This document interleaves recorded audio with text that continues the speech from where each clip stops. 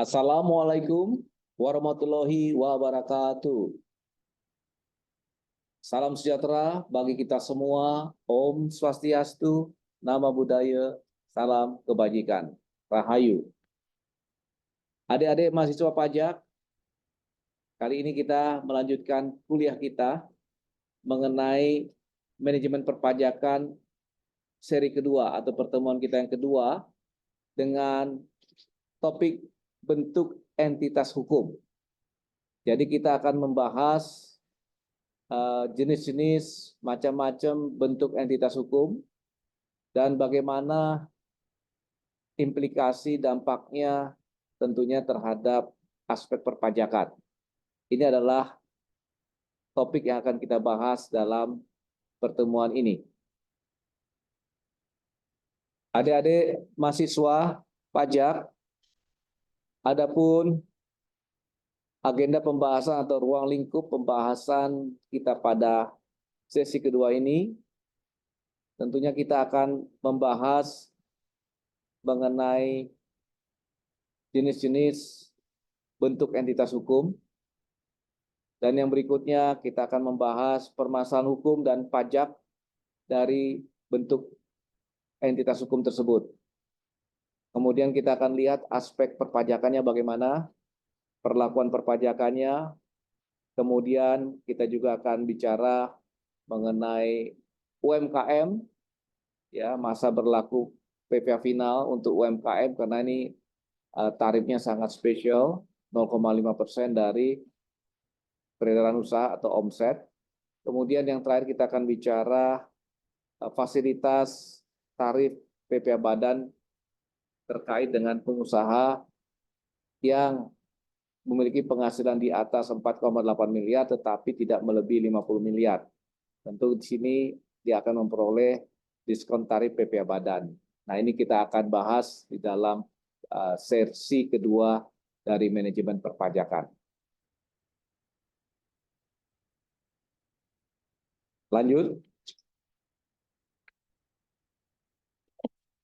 Adik-adik mahasiswa pajak, kalau kita bicara bentuk entitas hukum, khususnya yang berlaku di Indonesia, kita jumpai banyak sekali ya bentuk entitas hukum.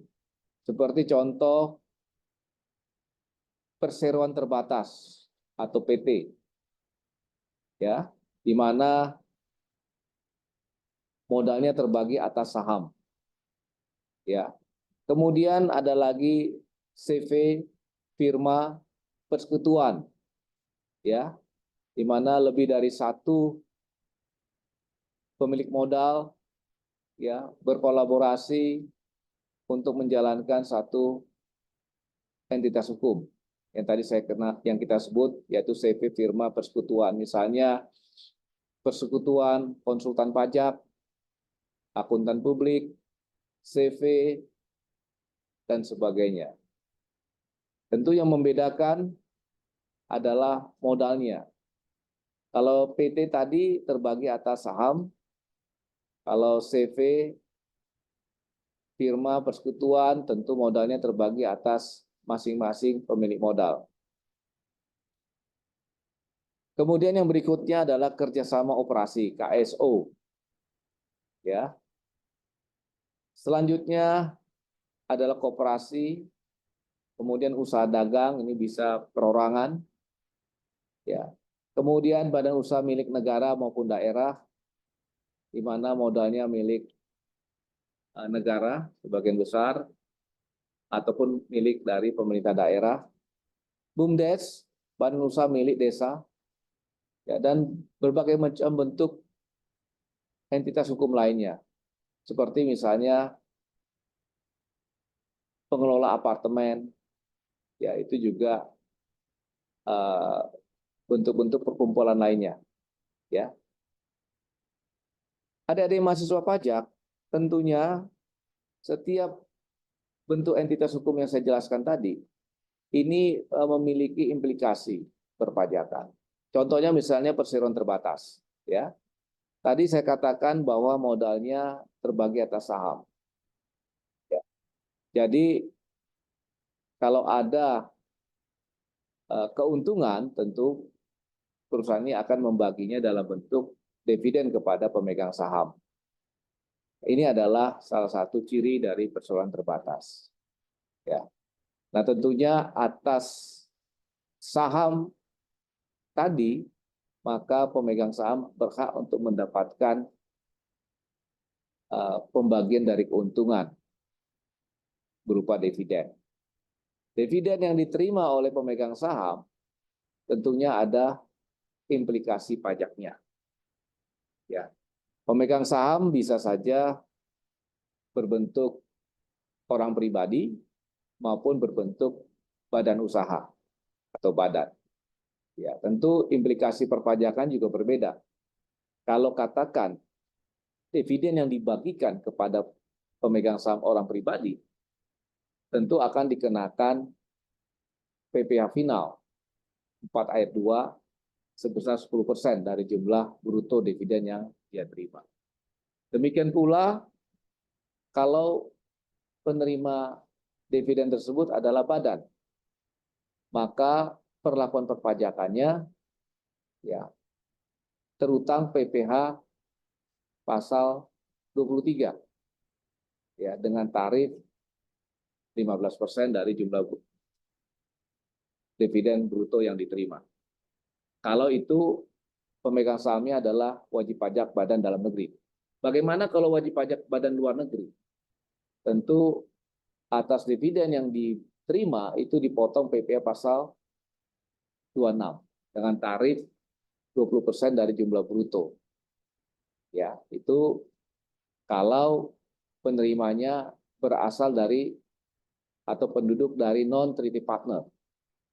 Bagaimana kalau penerima dividen itu berasal dari negara treaty partner? Tentu kita akan melihat besaran tarif pasal 26 itu sesuai dengan tax treaty yang berlaku.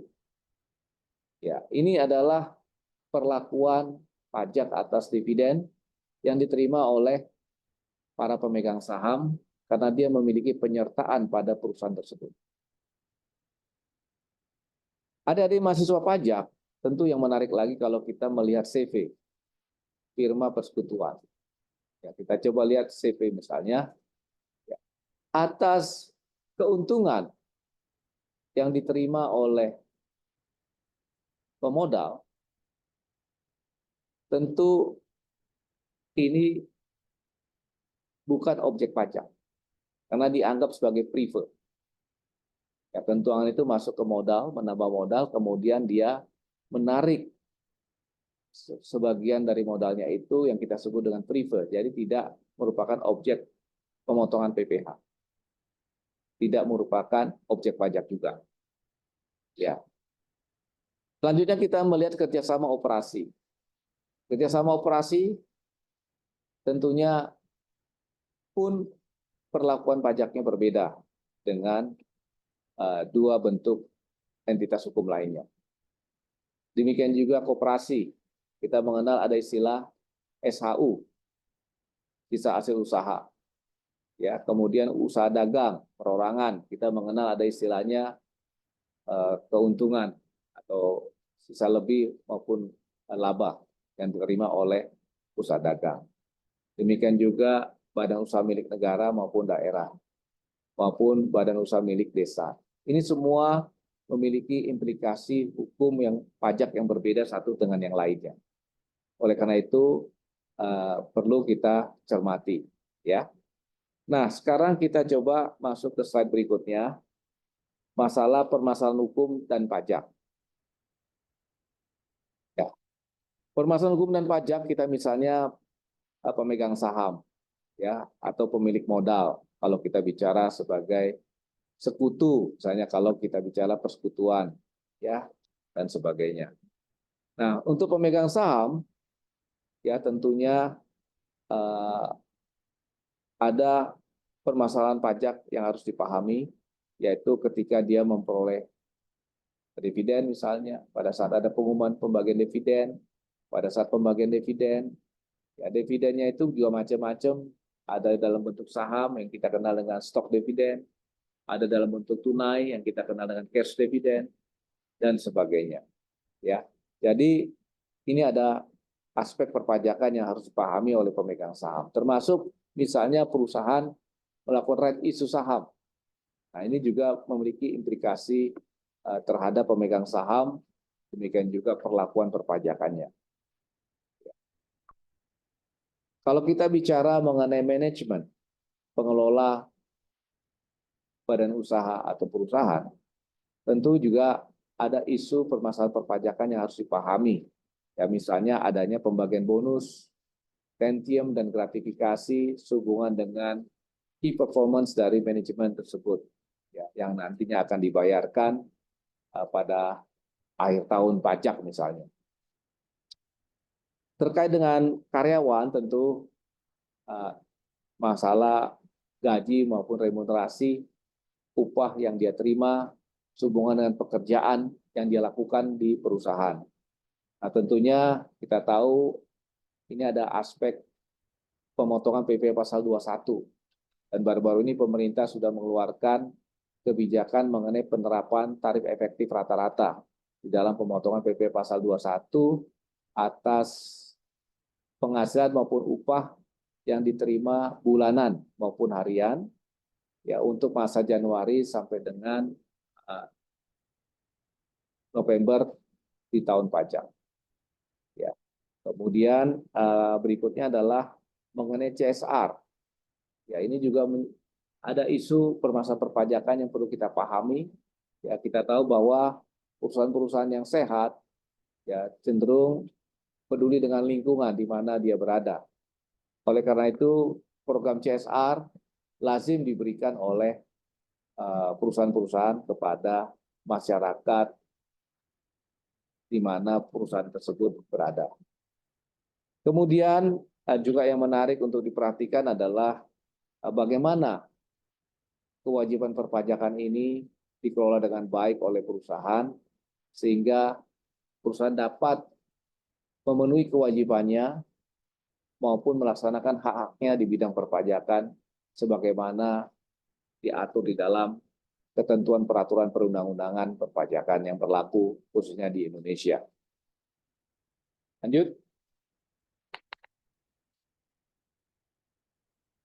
Adik-adik mahasiswa, tentunya kita melihat dari aspek-aspek perpajakan dari penghasilan income yang diterima oleh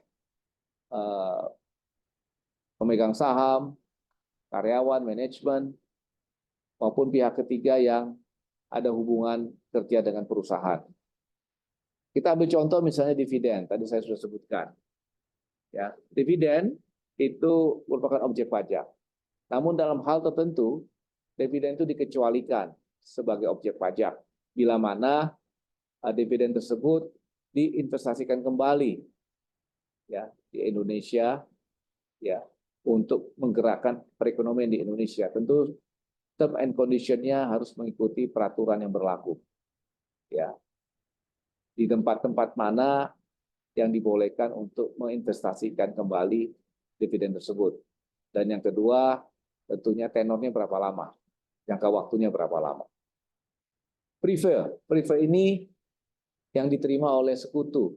Ya, dia katakan menarik sebagian besar atau kecil modalnya dari CV misalnya, ini yang kita sebut dengan prefer.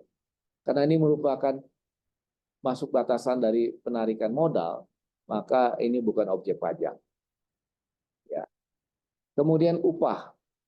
Upah ini biasanya terminologi yang untuk penghasilan diterima oleh pegawai harian ya, atau karyawan harian. Ya, dia menerima upah. Tentu ini adalah objek pemotongan pajak penghasilan. Dan oleh pemberi kerja itu dipotong PPh pasal 21 dengan menggunakan tarif efektif rata-rata harian. Kemudian yang berikutnya adalah pesangon. Nah, pesangon ini biasanya diberikan kepada pegawai yang berhenti, yang diberhentikan, ya. Katakan perusahaan melakukan program pengurangan pegawai, rasionalisasi pegawai. Nah, untuk itu diberikan pesangon, ya, kepada yang bersangkutan, ya. Nah, ini tentunya memberikan implikasi pajak juga, ya bagaimana pemotongan PPh pasal 21 atas pesangon misalnya, dan bagaimana pelaporan pesangon tersebut di dalam SPT PPh 1770 orang pribadi bagi pegawai yang diberhentikan tersebut. Ya. Kemudian yang berikutnya gaji dan remunerasi. Ya, ini untuk pegawai tetap, pegawai bulanan, ya tentunya menerima gaji dan remunerasi sama seperti upah, maka pemotongannya pasal 21 menggunakan tarif efektif rata-rata, bisa menggunakan kategori A, B, dan C tergantung status PTKP awal tahunnya bagaimana, ya. Kemudian SHU, sisa hasil usaha, ini untuk koperasi. Ya, bagaimana perlakuan PPh-nya atas pembagian SHU dari koperasi kepada anggotanya. Kemudian yang berikutnya bonus tentium gratifikasi, ini semacam reward ya untuk performance KPI dari manajemen, ya direksi, ya manajer dan sebagainya, ya atas capaian yang sudah didapatkan dalam 1 tahun. Nah, oleh karena itu bonus, tentium dan gratifikasi ini harus dihitung, ya, dan berapa PPh pasal 21-nya. Kemudian berikutnya tentu banyak ya yang bisa timbul dari kegiatan operasional perusahaan, ya, yang perlu diketahui oleh manajemen, ya. Ini adalah aspek perpajakan.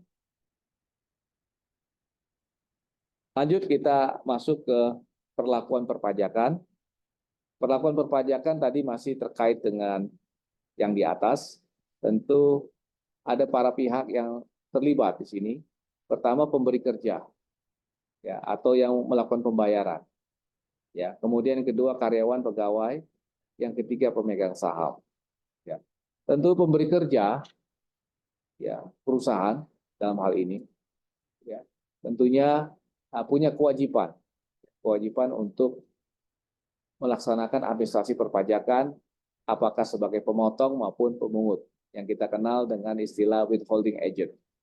Atas setiap pembayaran yang dilakukan, maka dia wajib memotong ataupun memungut, ya, agar terhindar dari pengenaan sanksi bila mana tidak dilakukan kewajiban sebagai withholding agent. Karyawan dan pegawai tentunya yang menerima penghasilan maupun remunerasi maupun upah, maka atas penghasilan mereka yang dibayarkan oleh pemberi kerja itu merupakan objek pemotongan yang kita sebut objek pemotongan pasal 21. Demikian juga pemegang saham yang merupakan pemilik perusahaan yang juga dapat menerima penghasilan berupa dividen dari perusahaan di mana dia memiliki sahamnya, penyertaannya. Nah, atas dividen pembagian keuntungan tadi itu pun ada aspek perpajakan yang harus dipenuhi dan yang dilakukan oleh perusahaan maupun pemegang saham.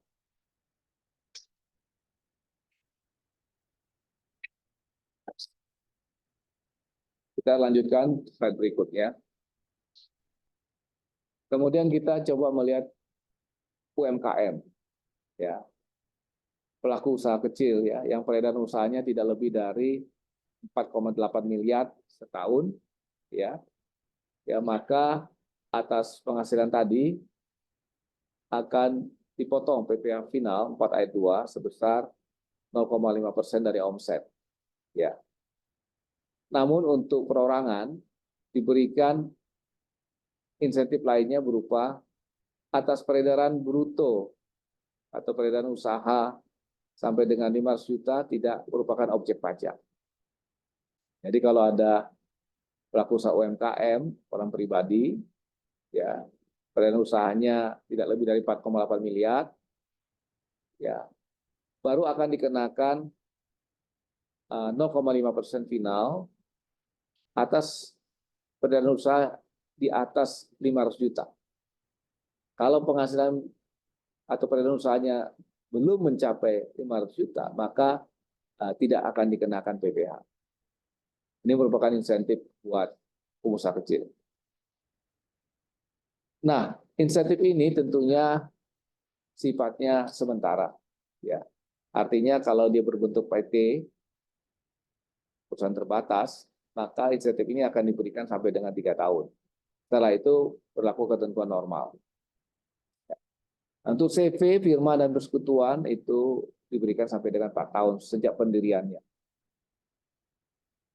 BUMDes juga sama, sampai dengan 7 tahun.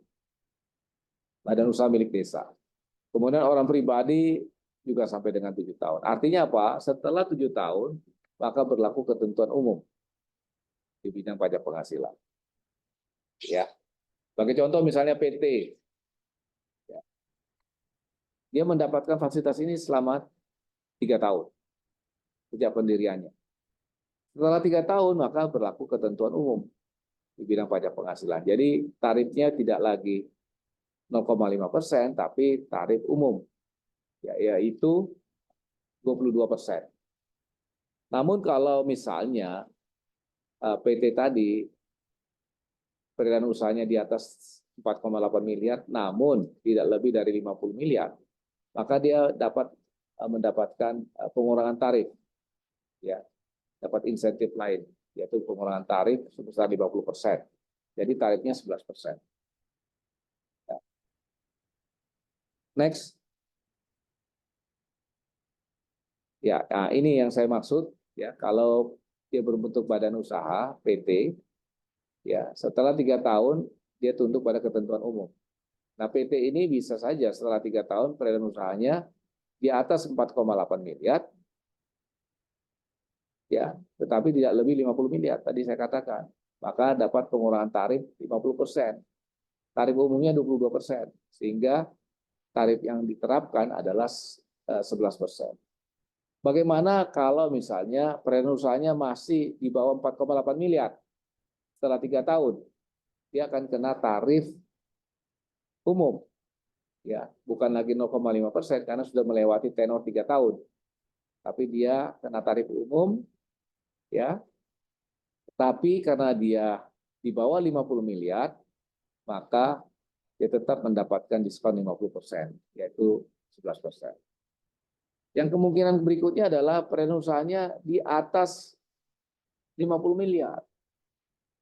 Maka dia akan dikenakan tarif umum dengan pengurangan 50%. Dengan berakhirnya penjelasan Bapak ini, maka kita mengakhiri pembahasan di sesi kedua, manajemen perpajakan.